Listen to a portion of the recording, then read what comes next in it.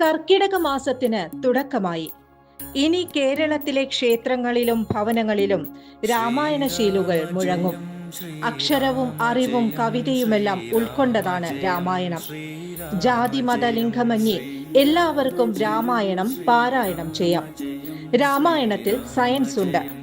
പുഷ്പക വിമാനവും സേതുബന്ധനവും അതിന് ഉദാഹരണമായി പറയപ്പെടുന്നു. രാമായണത്തിലെ സയൻസ്. നമസ്കാരം.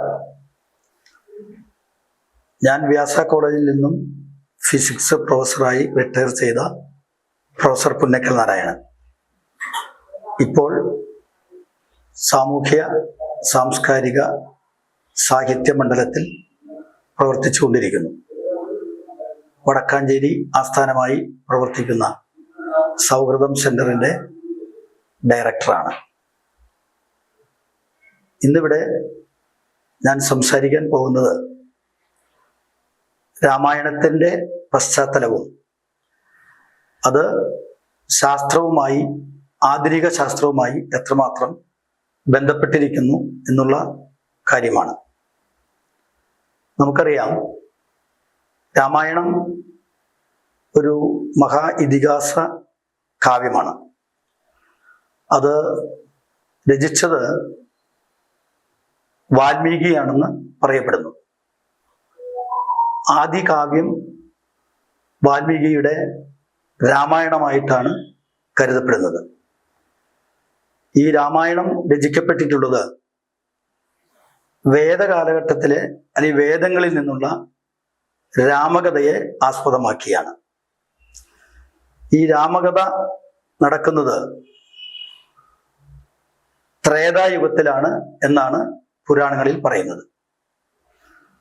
ഈ യുഗങ്ങളെ,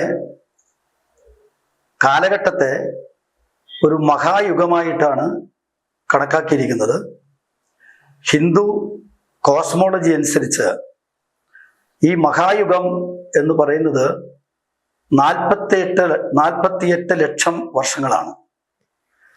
ഈ 48 വർഷങ്ങളിൽ ആദ്യത്തെ 17 ലക്ഷം വർഷങ്ങൾ കൃതയുഗം എന്ന് പറയുന്ന സത്യയുഗമായിട്ടാണ് കണക്കാക്കിയിരിക്കുന്നത്.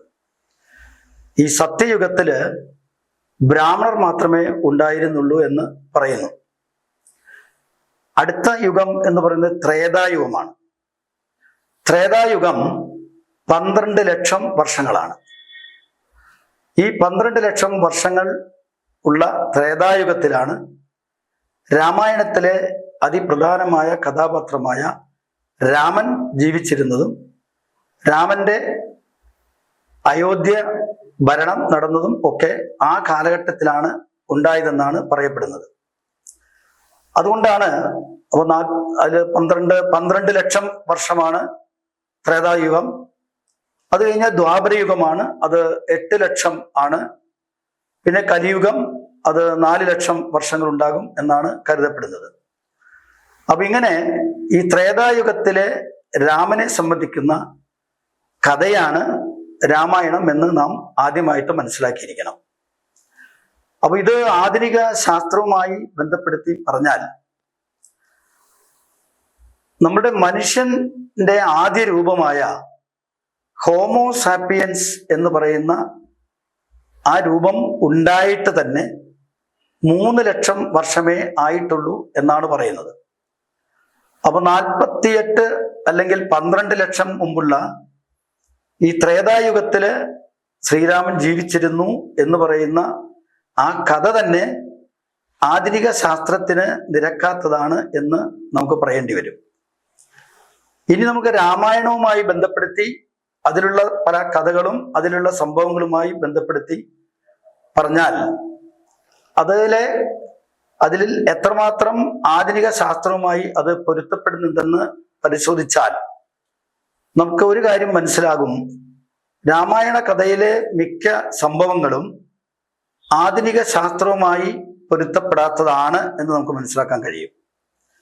ശാസ്ത്രം എന്ന് പറഞ്ഞാൽ അറിയാമല്ലോ, ശാസ്ത്രം എന്ന് പറയുന്നത് കാര്യകാരണ വിശദീകരണമാണ് ശാസ്ത്രം. ഒരു കാര്യമുണ്ടോ അതിന് കാരണമുണ്ടായിരിക്കും. അത് വിശദീകരിക്കുന്നതിനാണ് ശാസ്ത്രം എന്ന് നാം പറയുന്നത്.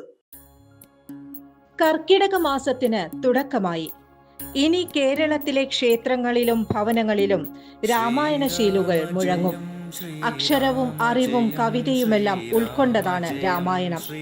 ജാതി മത ലിംഗമന്യേ എല്ലാവർക്കും രാമായണം പാരായണം ചെയ്യാം.